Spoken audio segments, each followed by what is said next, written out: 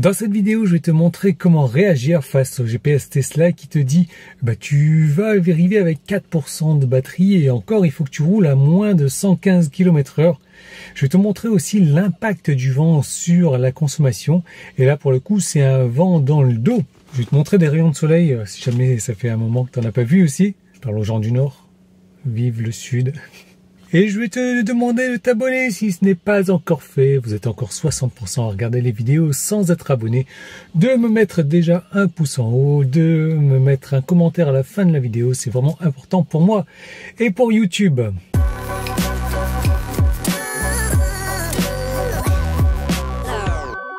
Premier road trip pour cette propulsion 2022.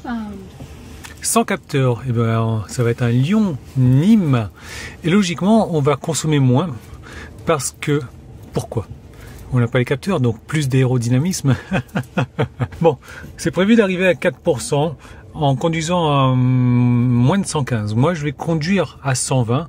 Si jamais...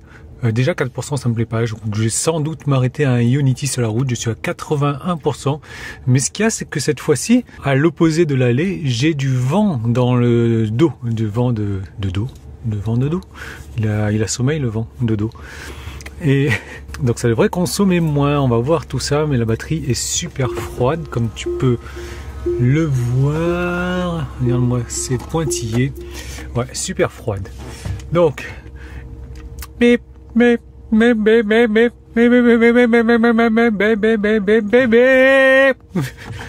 voilà, bon, on est parti alors. 2h20, arrivé vers 17h, sauf que ça sera un peu plus tard parce qu'on va s'arrêter charger.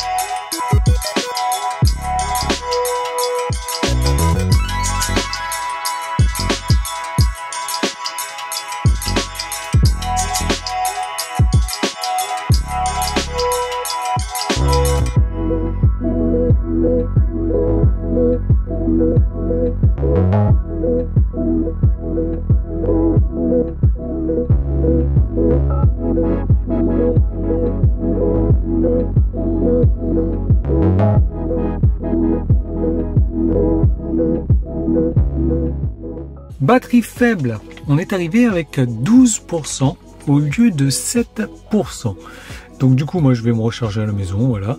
J'ai vu le pourcentage de batterie évoluer au fur et à mesure. Je me suis dit c'est bon, ça ira très bien comme ça. Maintenant, au niveau des consos, on va vite faire le tour, 249 km en 2h24. Oh, mais ça fait 32 km/h de moyenne. Bon, 152 de moyenne, ça c'est super intéressant. Ça, tu peux te foutre de ma tête si tu veux. Ma moyenne générale à 156 pour l'instant. On en reparlera d'ici quelques temps. Du coup, la moyenne de janvier, c'est la même chose. Là où moi, je voudrais te parler d'un truc intéressant, c'est ça. J'aurais économisé 6,5% en roulant à moins de 110, donc ça on s'en fout. Mais il y avait un vent de 16,6 km/h de provenance nord, donc un vent du nord, moi j'allais dans le sud, très bien, qui m'a fait économiser presque 7% sur un trajet de 250 km. C'est-à-dire pour 100 km à peu près 3%. C'est pas mal pour une batterie de 60 km/h. 3%, ça fait à peu près 2 kW d'économiser. Et c'est la première fois que j'ai ça, tu vois, sur mon trajet, j'ai économisé 10,5%. Enfin, j'ai consommé 10,5% de moins, ce qui est vraiment très bon. Sur la conduite, presque 8%. Sur la clim, presque... enfin 3,7%. Donc je suis vraiment satisfait. Pourquoi est-ce que c'est comme ça? Parce que la voiture est en train de prendre ses marques. La voiture me donne des consommations moyennes et elle est en train de s'adapter à ma manière de rouler. Donc ça, c'est super important. Pour les stats, on va pas vraiment s'attarder là-dessus puisque j'ai roulé un peu avec la nouvelle voiture, j'ai roulé avec l'ancienne. Donc c'est compliqué de faire des stats détaillés puis ça n'a aucun intérêt. Ce qui est vraiment important, c'est les stats sur l'autoroute. Donc à l'aller, vent de face, j'étais à une conso de 178 Wh par kilomètre, énorme. Vent de face, 2 ou 3 degrés, mon autonomie est mal calculée. Tu vois, je t'avais dit, je me suis pas attardé là-dessus, parce que c'est pas vraiment intéressant. Mais tu vois que ça fait quand même une autonomie de 337 sur l'autoroute avec une moyenne comme celle-ci. Et puis ça, c'est les retours. Et là, mon retour, donc avec cette nouvelle voiture, je suis sur du 151 avec un vent de dos. Donc il faut savoir que mon kilowattheure est gratuit puisque j'ai rechargé gratuitement. 40 kWh de consommé, 266 km au retour et surtout, tu vois que j'ai quand même une moyenne de 397 km, quasiment 400 km sur l'autoroute en sachant que je suis encore parti sous du 1-2 degrés quand j'ai quitté Lyon. C'est sûr que le vent a joué en ma faveur, mais par contre, ce qui est en ma défaveur, c'est que la voiture est en rodage. Et ça, je l'ai remarqué au début. Sur les quelques centaines de premiers kilomètres, la voiture consomme plus. Pourquoi ? Les théories que j'ai lues, c'est comme la voiture a entreposé plusieurs mois dans le bateau, les roues sont restées dans une position, elle s'affaisse sur cette position-là. Donc c'est le temps de rôder un petit peu les roues et la voiture devrait consommer moins, mais je suis complètement satisfait de cette consommation. Évidemment, si tu regardes par rapport à tous les autres retours, j'ai fait du 134, 136, 146, 157, 121 et là j'étais à 151. Mais tous les autres retours sont faits dans des températures bien plus élevées que du 1-2 degrés. Donc affaire à suivre bien entendu et puis j'ai quelques petits mots pour terminer cette vidéo. Et du coup c'est là où je veux en venir. Moi je connais ce trajet, je sais que j'ai l'habitude de consommer 30%, je sais qu'avec un vent dans le dos ça sera encore moins. Donc quand il me dit 4% à rouler à moins de 115, j'ai pas peur, n'aie pas peur, moi ça me convient. Bien entendu je sais aussi que il y a toute une panoplie de bornes partout sur l'autoroute. Donc si jamais j'ai un souci, je peux m'arrêter un peu n'importe où. Donc ça me rassure pour prendre des risques calculés. Allez, je vais quand même brancher la voiture. Et on va comparer ce trajet avec les autres trajets que j'ai fait dans le même sens. Je suis en train d'éditer la vidéo, je me rends compte de quelques petits détails que j'ai oublié de donner.